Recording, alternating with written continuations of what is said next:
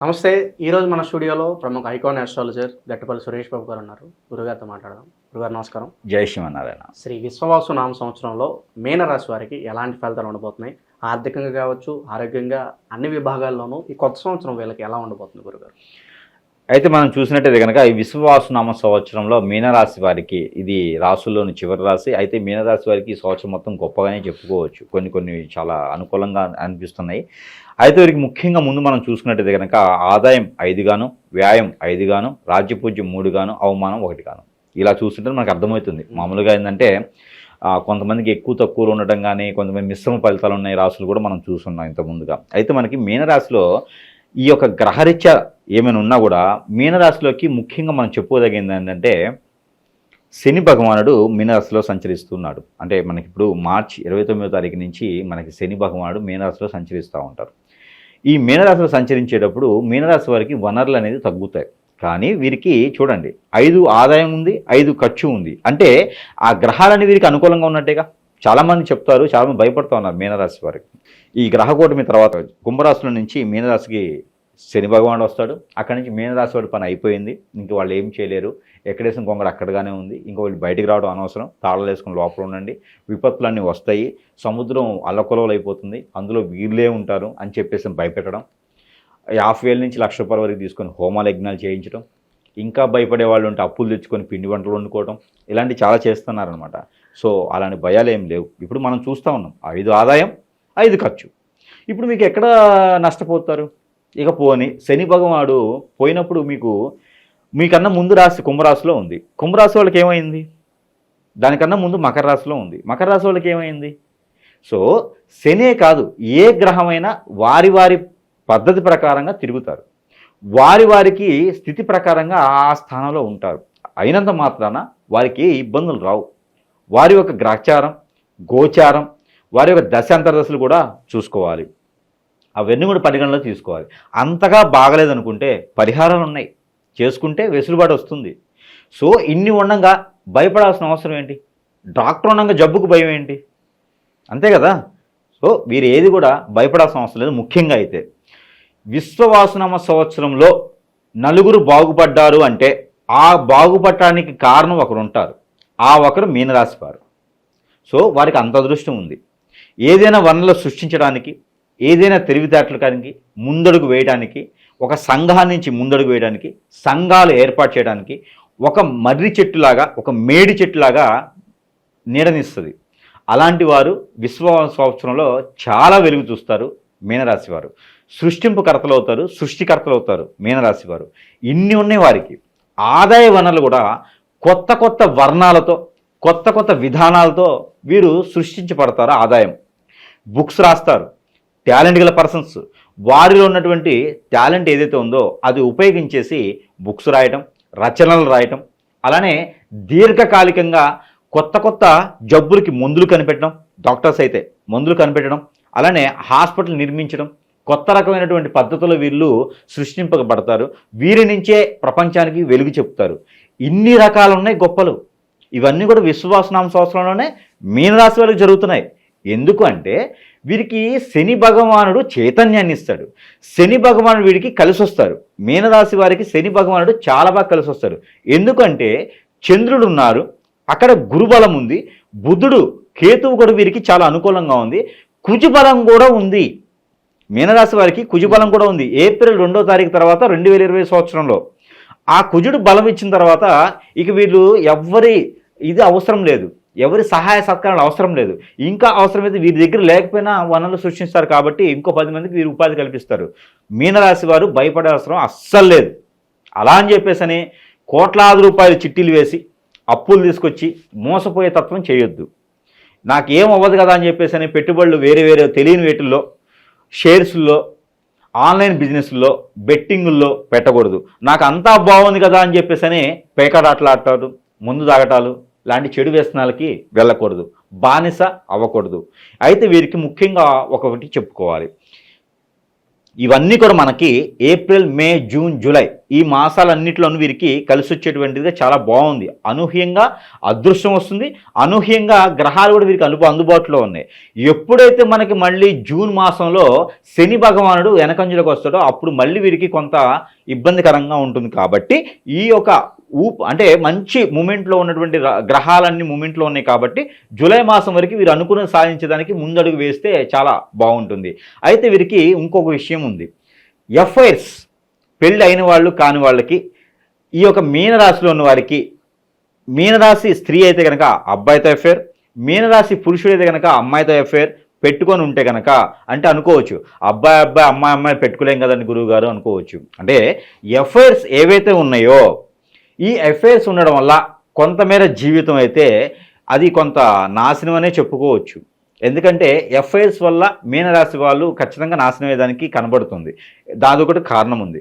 ఎందుకంటే మీనరాశి వారి సంవత్సరం మొత్తం కూడా ఆదాయ వనరులు సృష్టించడానికి చాలా అనుకూలంగా ఉందని ఎలా అయితే చెప్పుకున్నామో, ఎఫ్ఐఆర్స్ ఉండడం వల్ల నాశనం కూడా అలానే అవుతారు. పెళ్ళాలు, భార్యలు, అలానే భర్తలు కూడా ఇబ్బంది పడేటువంటి పరిస్థితి ఏర్పడుతుంది. ఆ గ్రహాలు అనేది వీరికి అనుకూలంగా లేవు. అందులో ఏంటంటే శుక్రగ్రహం, మగవారికి అయితే శుక్రగ్రహం అనుకూలంగా లేదు, ఆడవారికి అయితే కుజగ్రహం అనుకూలంగా లేదు.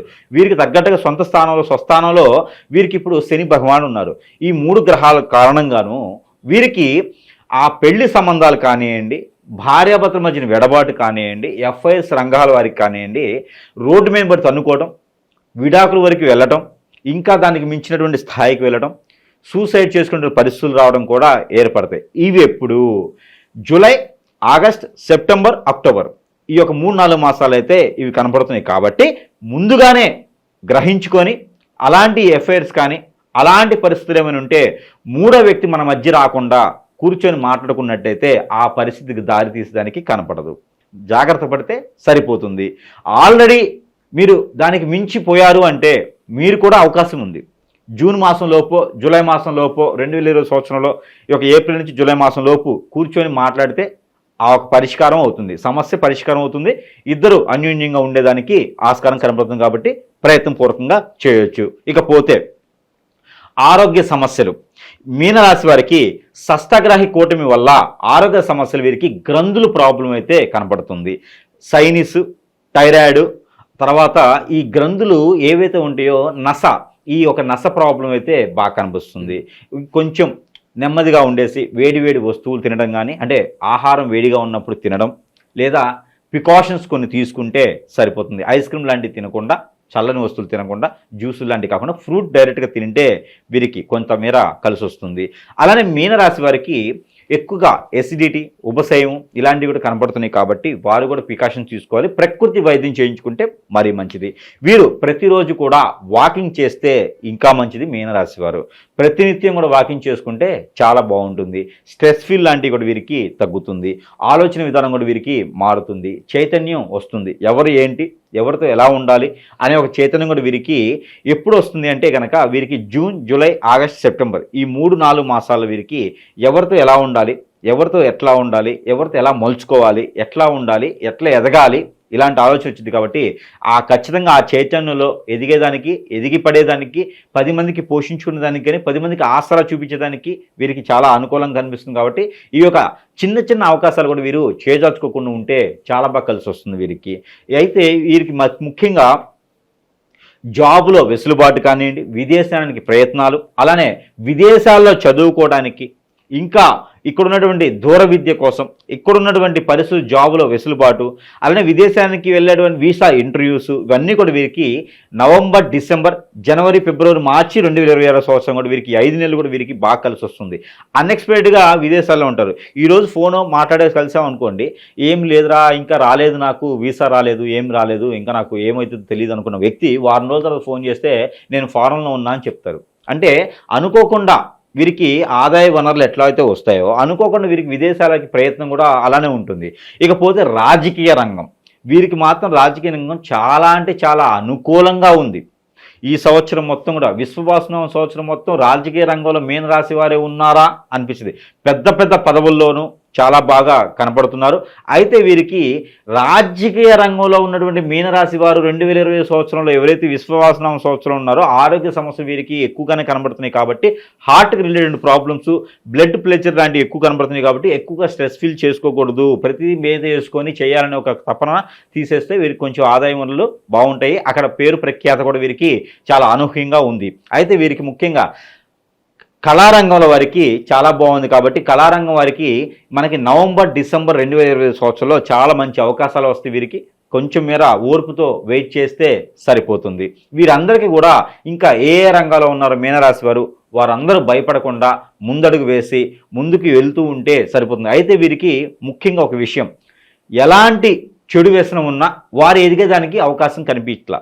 మీనరాశి వారికి ముఖ్యంగా ఒక మాట, చెడు వ్యసనం ఉన్నటువంటి ప్రతి ఒక్కరు కూడా మీనరాశిలో ఉన్నటువంటి వారు ఆ గ్రహరీత్యా శుభదృష్టి ఉన్నా కూడా అశుభ దృష్టిగా వెళ్ళేలా ఉంది కాబట్టి అది ఎలాంటి చెడు వ్యసనాలైనా సరే, బెట్టింగ్ పెట్టడం, వ్యసనంగా ఉండడం, ఆదాయం మొత్తం నాకే కావాలనుకోవడం, ఎదుటి వాళ్ళని పడి ఏడవడం, లేకుంటే ఎదుకడం, బెట్టింగ్లు కాకుండా వ్యసనం, చెడు వ్యసనాలు, పేకాట ఆడటం, మందు తాగటం, సిగరెట్ కాల్చడం, ఇలాంటివి, ఎఫ్ఐఆర్స్ పెట్టుకోవడం లాంటివి, ఇలాంటివి చూసినట్టయితే కనుక అప్పులు ఇవ్వటం, అప్పులు తీసుకోవడం, గాలికి తిరగడం, ప్రదేశాల ఊర్లోకి వెళ్ళిపోవడం, ఐపీలు పెట్టడం, మోసం చేయడం, ఇలాంటి ఎవరికైనా ఉన్నట్టయితే కనుక వారు మాత్రం ఎదిగేలా కనపడట్లేదు. కాబట్టి ఎందుకంటే గ్రహాలు అనుకూలంగా లేవు, అందుకని ఖచ్చితంగా వీరు గుర్తుపెట్టుకోవాల్సింది ఏంటంటే ఇదే రెమెడీ అనుకోవాలి. వీళ్ళు గుర్తుపెట్టుకోవాల్సిందంటే అలాంటి చెడు వ్యసనాలకి దూరంగా ఉండడం, అలాంటి వ్యక్తులతో దూరంగా ఉండడం వీరికి చాలా కలిసి వస్తుంది.